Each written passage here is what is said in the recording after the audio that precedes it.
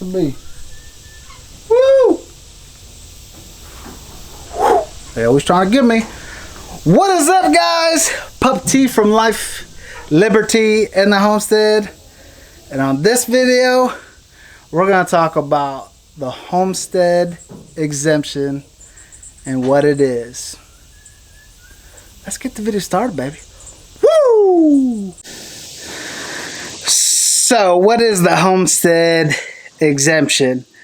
Essentially, what it is it's a shield for your primary residence that in the case of your death or your spouse's death, the surviving beneficiary has protection.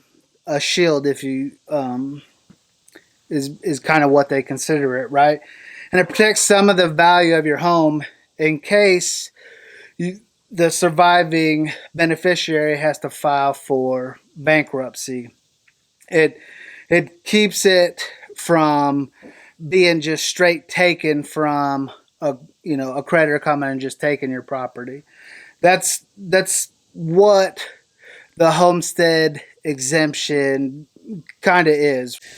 Also, the Homestead Exemption can provide tax relief to the surviving spouse or beneficiary, in that instead of just having, X amount of dollars due today or whatever it is, they do it on a gradual scale. So over time, you pay the property taxes back and stuff like that.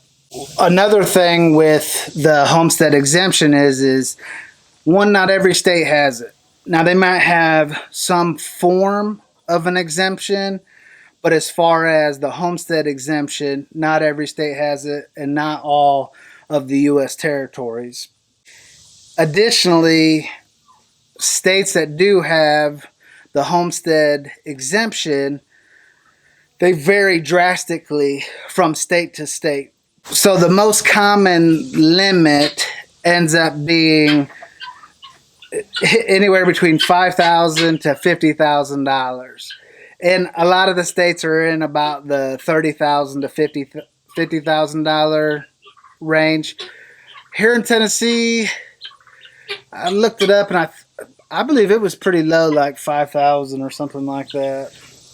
So how do you get a Homestead Exemption? Again, every state is different, but you as the homeowner, and the Homestead Exemption is just, it's not like a homesteader's deal. So when we talk about the Homestead Exemption, it has to do with your primary residence.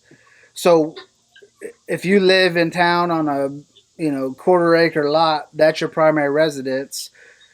You just have to apply for the Homestead Exemption.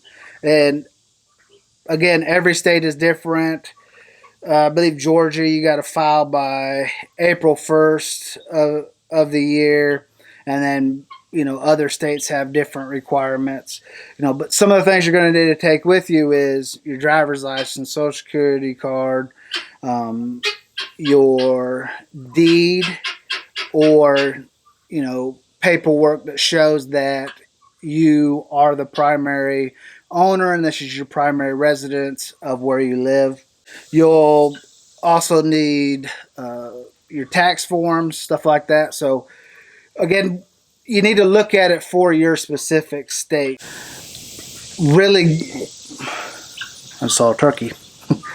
Not my own. I think I saw it there once. Sorry. Squirrel, But anyway, so the Homestead Exemption, it varies. I've said this probably about 10 times now. But part of it is like South Dakota. Guineas. I apologize. South Dakota, Texas, Florida. There's a couple other states that allow the protection 100% of your equity of your home that you currently reside in. So if you pass away and the equity in that home is $80,000, that's protected under the Homestead Exemption. And again, it varies from state to state. So you'll need to check with your state to find out what exemptions are allowed, if any, and what protections they are, and how much they cover. In 2005, there was a bankruptcy code revision, and what that essentially did is it gives you, as long as you purchase the property within the first 40 months, you get a $125,000 exemption. So, you know, local, state, and federal, all that stuff varies. Key takeaways from this is, and I got some notes, and I want to make sure that tell you exactly what it is. So I'm gonna have to look down on this, but the homestead exemption is for unsecured loans, unsecured creditors, right? So your bank is a secured creditor, so they can still sell your home, but you can get some of the proceeds from the sale of the home if you're unable to continue to pay the mortgage and so on and so forth. Also, the protection limits are not the value. The protection limits are not the value of the home, but what it is the equity of the home. So, you know, say you purchase your home for $100,000. You have $20,000 equity in it. Well, what's protected is that $20,000, not the $100,000. And in 2019, the bankruptcy protection was if the equity in the home was under $25,000, then that would shield the home from being sold under a bankruptcy claim. So if you're the surviving spouse, surviving beneficiary, and you have to claim bankruptcy, if the home's equity is less than $25,000, you don't have to include the sale of the home in your bankruptcy filing. The big takeaway for the homestead exemption is it is a shield that will protect you, the equity of your home, from bankruptcy for so much value. Like I said, $25,000 was the federal bankruptcy, and then states have different levels. Like I stated before, it's generally anywhere between $5,000 to $50,000. Some places like Texas and Florida, it's 100% of the equity. So it's something to look into. See what your state offers. You know, you can look up homestead exemption on Google, and you know there's a lot of information on it.